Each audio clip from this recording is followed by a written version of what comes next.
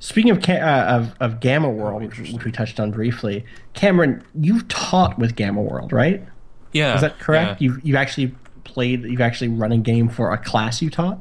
Yeah, we ran it over 2 days, Okay. so like 2 hour, 15-minute sessions. Yeah, it works pretty well. What did you do? How was that? What was that So experience like? I did this like combinatorial thing where I took the content, the Famine and Fargo, like kind of Gamma World box from second edition, Yeah. the sort of pack-in module or whatever. Yeah. So I took it and used the fourth edition rules. Okay. And it was mostly because I think that Gamma World has some really interesting. So it's post-apocalyptic, right? And they, this is a bunch of 20-year-old kids, but they get that, right? They understand post-apocalypse. But that module in particular, in Gamma World, sort of more broadly, has some great just like encounters that are about traversing things, less about like, let's talk to this person or whatever. It's more like there's a ruined bridge and there's like some weird fungus at the bottom and you got to get across the bridge and the bridge might collapse, right? There's all kinds of cool stuff like that, and that's the content as opposed to like you meet a bunch of pigmen and you have to kill them, right? Or talk to them, which can be really tough with a huge class of students who probably never done this before. And so so we did that. So I like rolled up characters in the fourth edition way, which is it's basically like two character types. So you might have pyromaniac and you might have plant, and then you creatively as a player have to combine those two things together in a way that might work. And so that's useful, as an exercise for students to kind of have to be clever and figure out, the ways of making these incommensurable things work together. I did a thing where I made them roll on like the random junk chart and then determine how that could become their weapon for self-defense. And so it was like, roll, 1 to 100, roll percentile die, and they got, say a skateboard and a, a mini fridge that doesn't work or something, right? And so I had them like as homework, go home. How do you use that to defend yourself? And so got some really great responses that way. That's pretty good. Yeah, and so I used it really for like the non-combat stuff.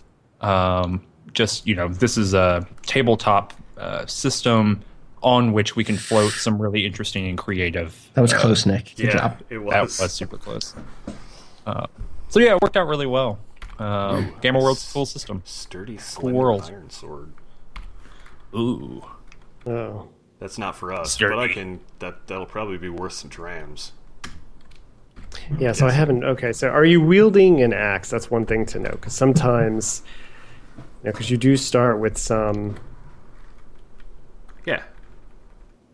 Yes, you are a willowy iron axe. Okay. Yeah, I just. Why is the axe preferable in this situation?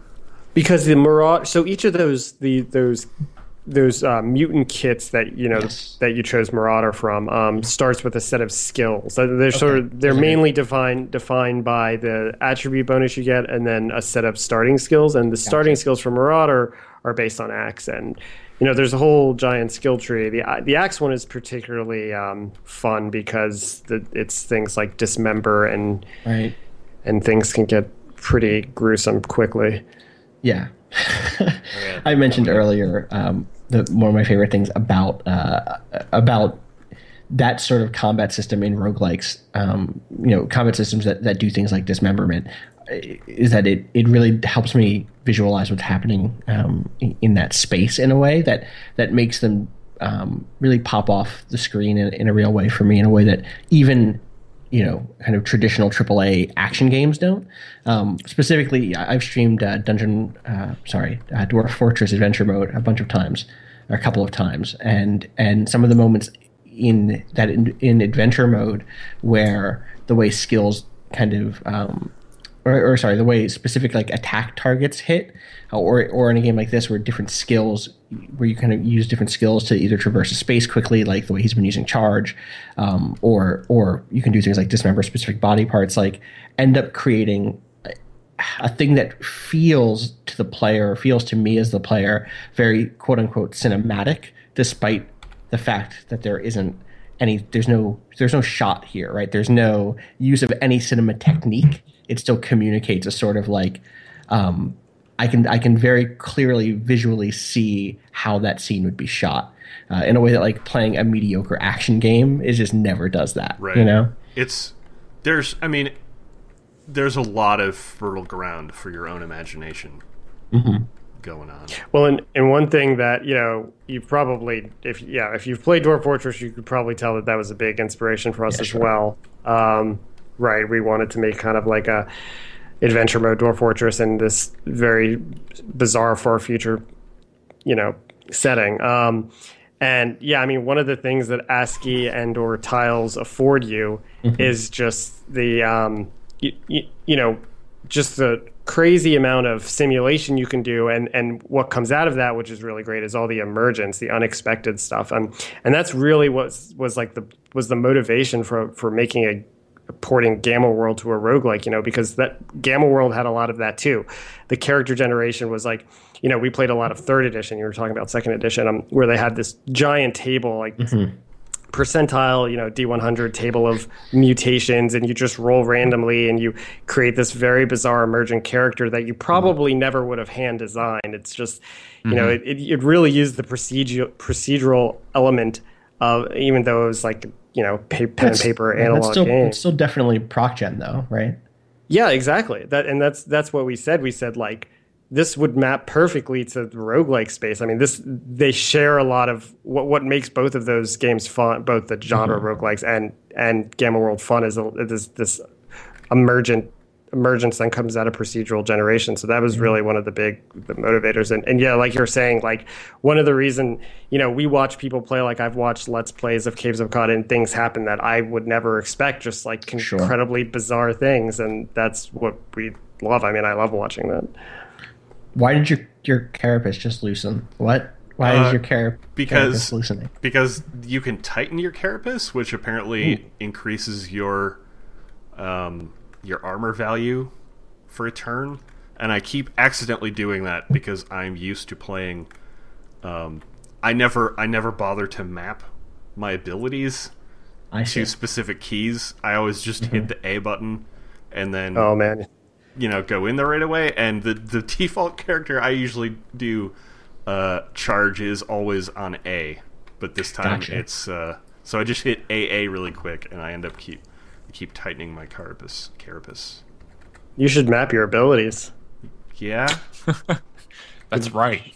You amateur. Hot tip. Yeah. I feel like the developer.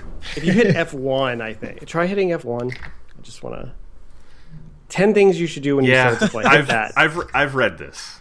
I've gone through this. I think one of the hotkey or activated abilities is number 2, so not the first. 10 things to do, you literal child. But I mean, yeah. The thing is, though, like games, especially for me, I'm still learning a lot of this game. Like the farthest I've gotten is the grid. Is that what that place is called? I forget.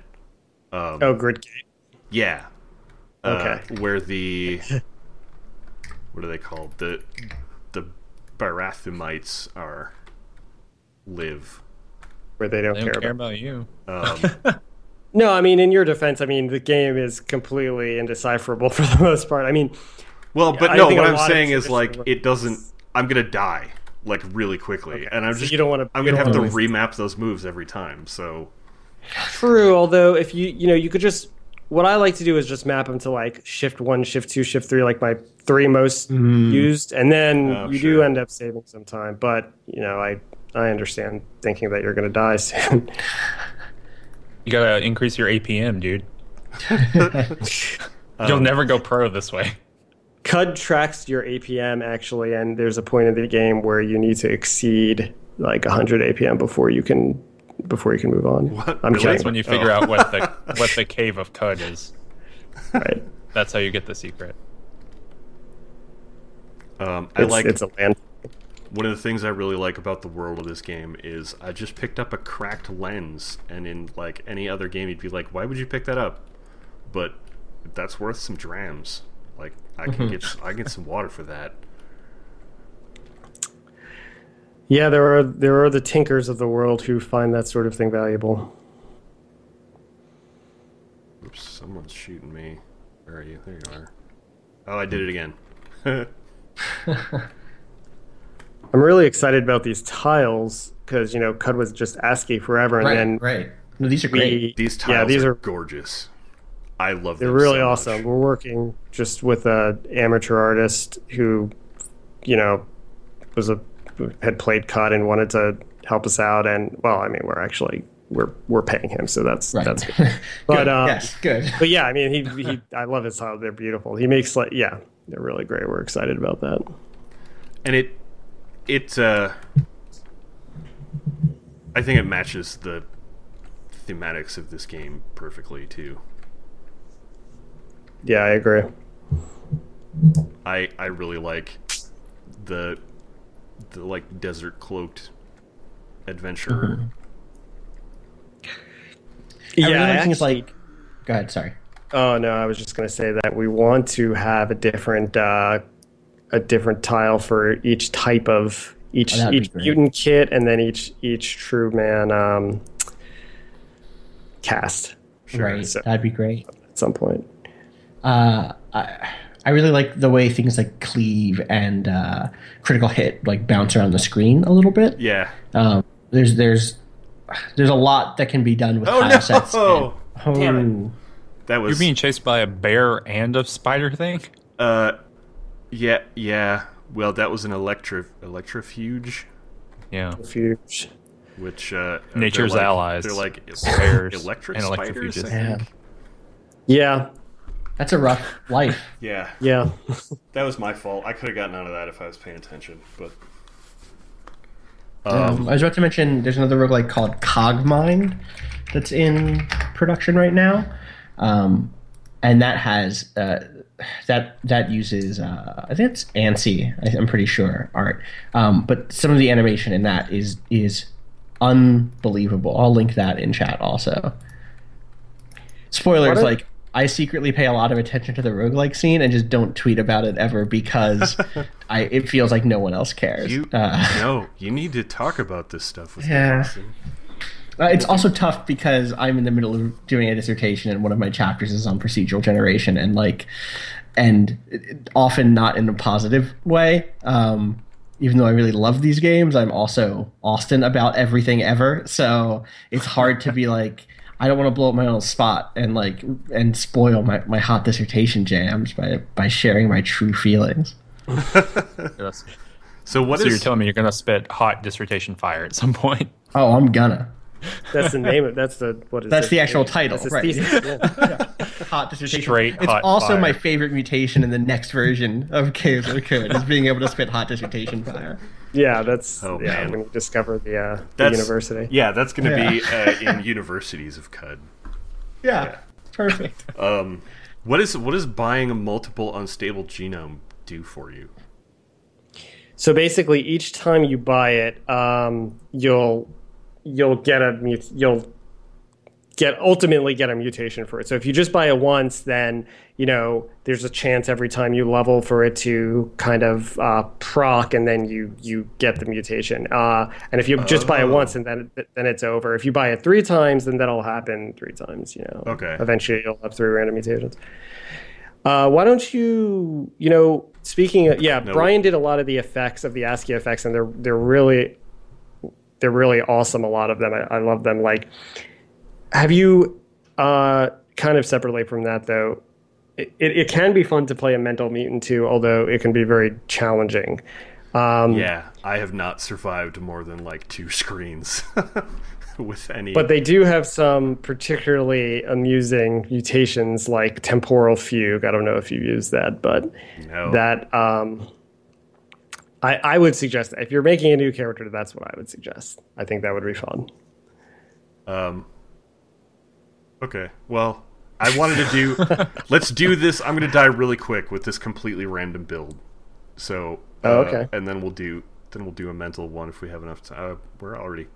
I actually have to bounce at this. Sadly, I have to go and deal with dinner because pizza never happened. Well, sadly, I'm probably going to be streaming this game more. So.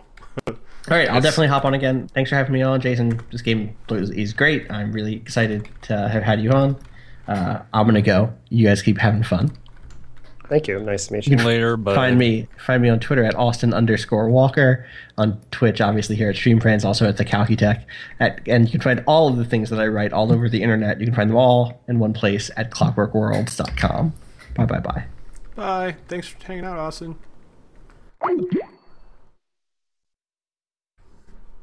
Austin just closed the whole call. Okay.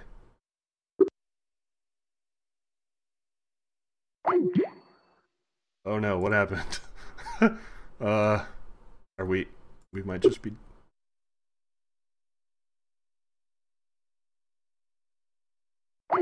Oh. Sorry, everybody. Skype is a butt.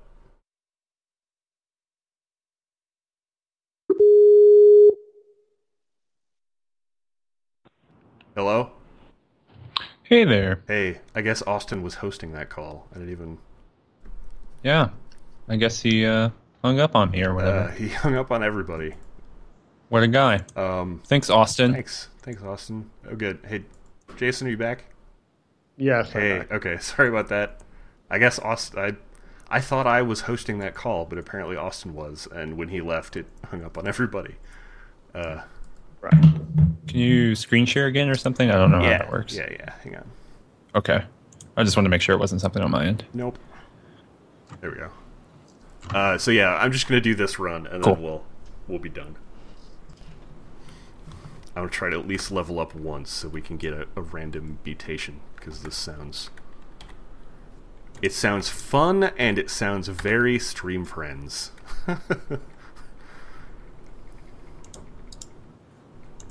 Oh yeah. I do always forget about that. Thank you, important tip. So you Freehold also has another game out there that you can get called Sproggywood, which is I've actually been playing that a bunch too lately. Yes, Sproggywood is out. It is available on Steam and Humble Store right now, and actually it'll be available on iOS and Android and pretty soon, probably just a few weeks actually. Ooh, nice. That seems like it will be a really good tablet game. Yeah, I mean, that was definitely one of the things we had in mind when we designed it. We kind of wanted to like make a roguelike that was a little more accessible and that you could play in really short, like 20 to 30, 15 to 30 minute sessions. Sure. And it's real it's and you can, real adorable too. You can play as a farmer who throws pitchforks. Uh-huh. And that's the best class in the game. Sorry. Yeah.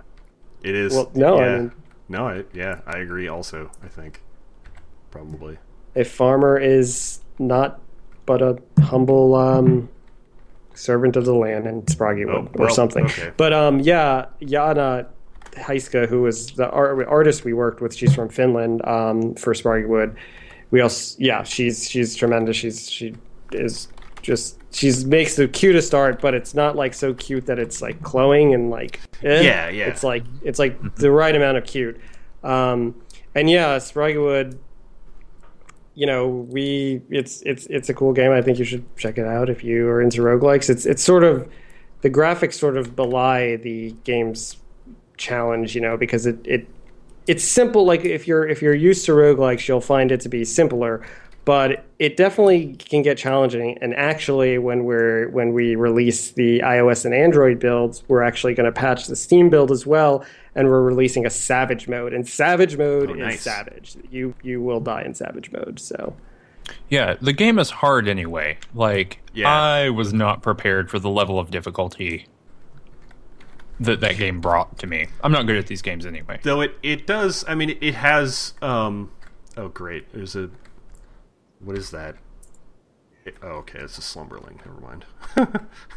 Oh, that's very dangerous. Yeah, no, I'm gonna leave him. I'm gonna let him sleep. Let sleeping slumberling sleep. The old Caves of Qud proverb. That game also has like a lot of modern roguelikes and stuff.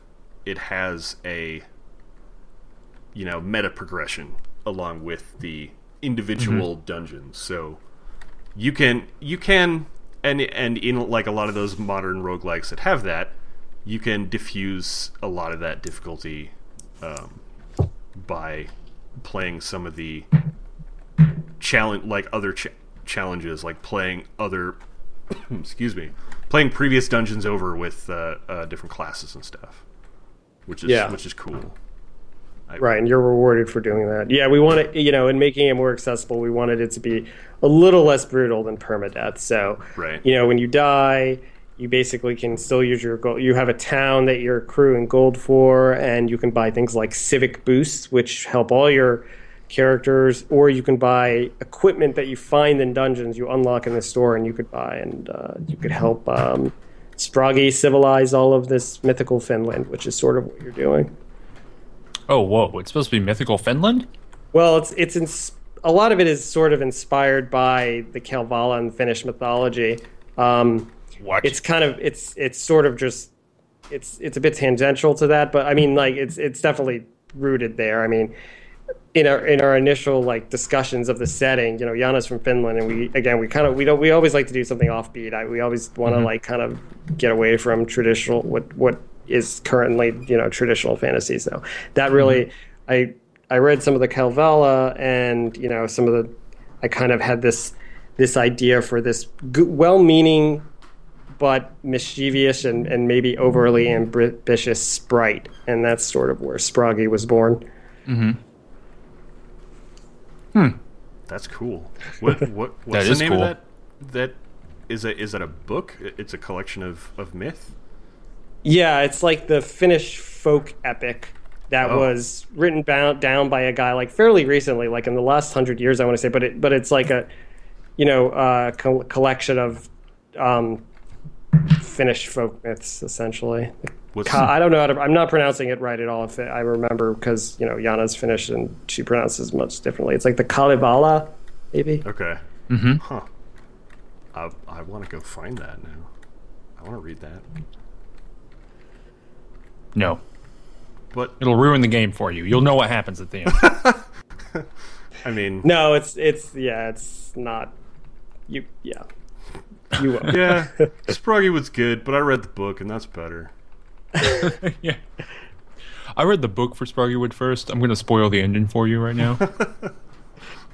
Sproggy dies. Oh man, I haven't read the book yet, and I'm not gonna play the game until I finish the book.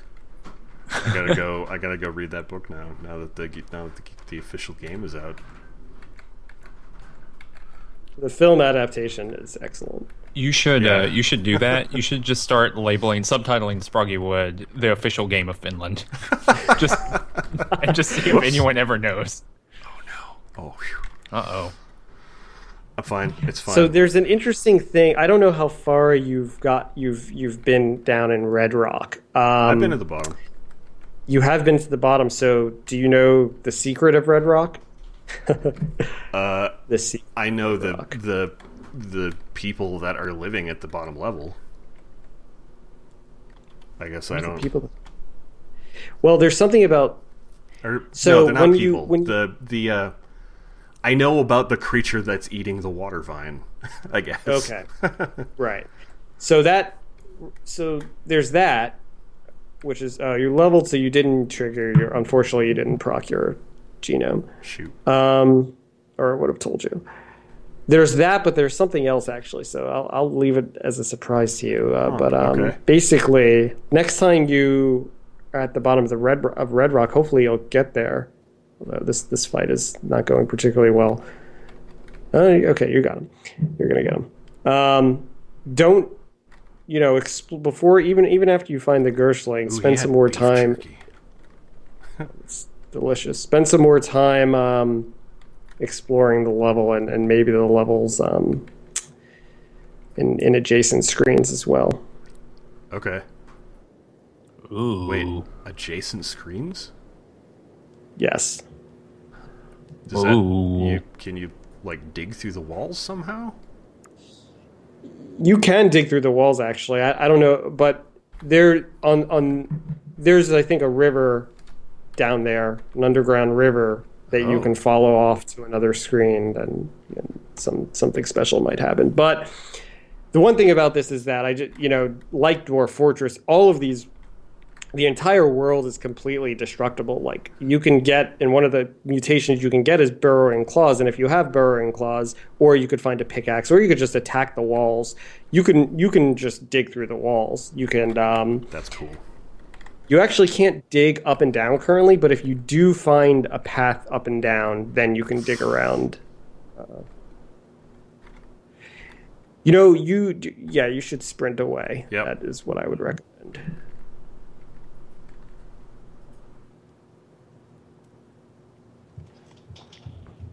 Sprint is a lifesaver.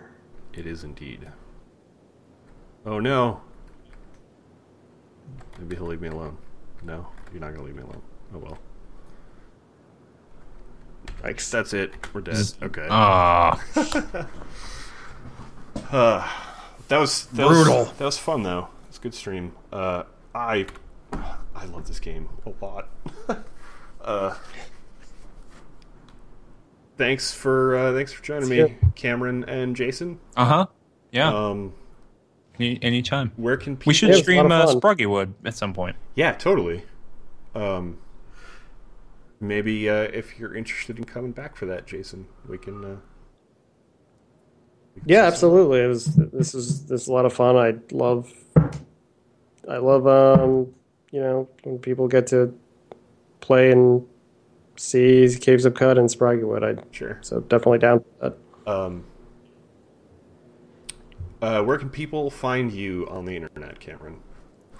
You can find me on Twitter at @Kunzleman. You can read stuff I write at thiscagesworms.com. I write for Paste pretty regularly. That's it. Oh, I have a Patreon /C Kunzleman. Please give me internet dollars. Patreon. Yeah, I don't know. The money world. Jason, where can people find you and your games? I just want to say, C. Kunzleman is maybe the greatest Twitter name. I just love I love the way it sounds when I pronounce it in my head, and whenever I read it, it's just like a very pleasant word you've constructed. So you can congratulations. You can have that for a future game. Okay, excellent. People can find me on Twitter as well. I'm trying to become more active on it. I'm at Tychomancer, PTYCHOMANCER. They could also go to freeholdgames.com, and you can, from there, buy Sproggywood or see... Caves of Qud is free, the ASCII version online, and it'll be on Steam pretty soon with the tiles. Yeah, those are the main places. You could get in touch with me there, and hopefully you'll see me back here for more streaming. Yay! Everybody go buy Sproggywood and then later Caves of Qud. Right now. Yeah, that is good advice. Go do that. Okay, thanks for joining us, everybody. Love and hugs. Bye. Goodbye. Bye.